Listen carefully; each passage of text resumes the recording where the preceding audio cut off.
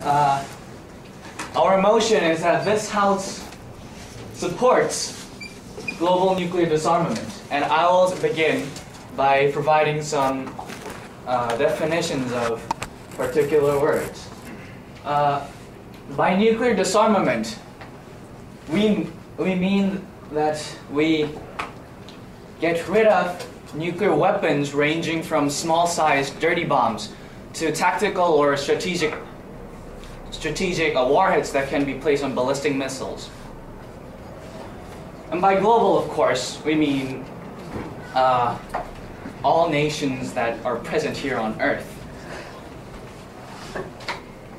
The reason why we think this policy is required is that because nuclear weapons seriously undermine the security of the global politics and undermine the safety of the global community. Okay, so the basic premise for this policy is that we need to understand how nuclear weapons are dangerous for everyone in this world. Like the person, the country who's bombing the other country, and the country obviously the country that gets bombed, and because it is so dangerous for everyone that it is essential that we need to get rid of and disarm all the nuclear bombs on Earth. We put this policy to practice by using a mutual exchange, like a give and take practice. Like the countries that have nuclear bombs, can be watched out of each other, and they can instead of reducing and disarming their weapons, they can fund each other in other ways, economically. So then they can both, because they both don't want to be bombed or have harm. We believe that disarmament can really happen.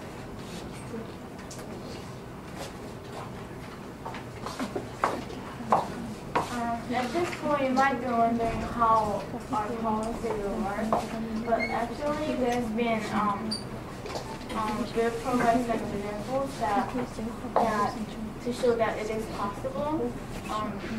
One, we have START, the START. It's an international cooperation act among Libya and UN, and it actually stopped Libya's nuclear program. And also we have SALT, and this cooperation treaty reduced the nuclear weapons by 33% by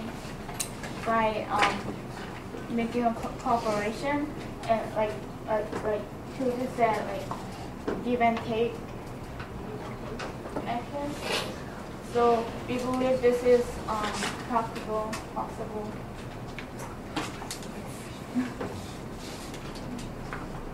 So now we'll take questions. I have a question. Do you have a policy?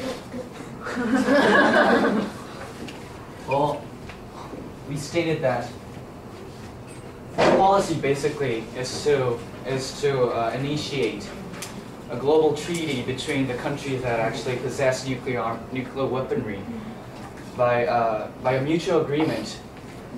Two or more countries can agree to decrease their the actual number of nuclear weapons, or in case of an uneven balance, the country that is more economically advanced can provide food or aids in food or infrastructure or even money to persuade other countries to reduce their nuclear armament.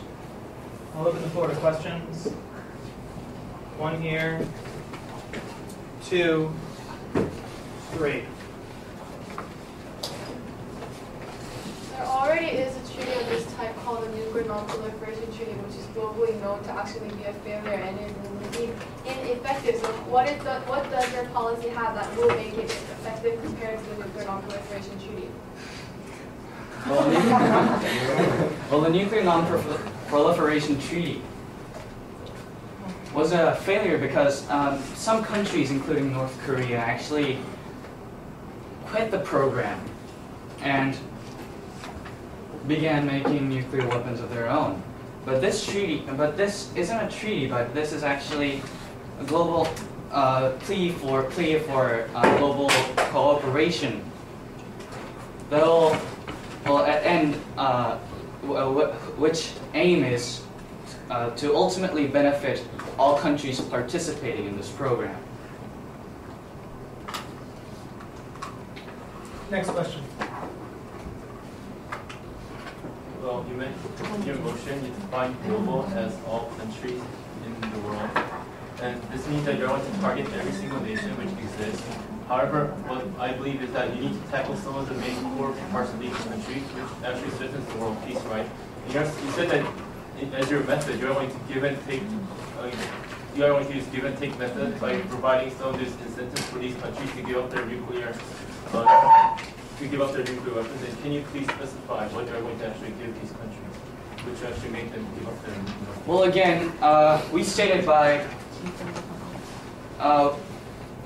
there has been a little bit of faults regarding the START and SALT programs. Well, the START and SALT program was basically a treaty between the United States and the USSR to reduce both of their nuclear arsenals by a certain percentage. And this worked, resulting in about a 33 to 50% decline in the nuclear arsenal of both countries. What we are presenting is something in line of these two treaties, but also what we are trying to say is that we can provide economic or infrastructural aid to countries which are in relatively low developmental phase, but possesses a nuclear weapon, so they can be persuaded to get rid of their nuclear weapon. Next question. My question is stated. There's already, okay. One more question. Yes. Well, the 1997 June news, UN Environment Committee proposed OECD countries to give 0.7% of their annual GDPs to developing countries for common good, rehabilitation, so to say. 10-second question.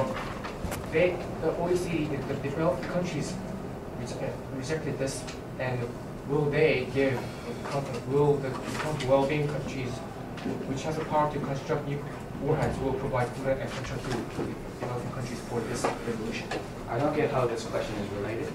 I believe the question is if OECD countries are already not donating the amount that they're obligated to donate in official foreign aid, why would they do it under this plan? Our give and take is on that both countries have nuclear weapons, so they have a threat to each other. So we believe that under that, the countries can give, and instead they would promise to reduce their nuclear weapons. Nayan, you have 30 seconds. Okay. Our motion is that this helps to support global nuclear disarmament. And first, it is necessary because global nuclear weapons are all threat to all countries, and we'll do this by making a deal among countries and to reduce the nuclear weapons step by step by giving aid, economics or any other aid, and it is practical and it is will not be an unprecedented issue because we had start and stop. Okay, thank you. Sorry, your time has elapsed. Thank you.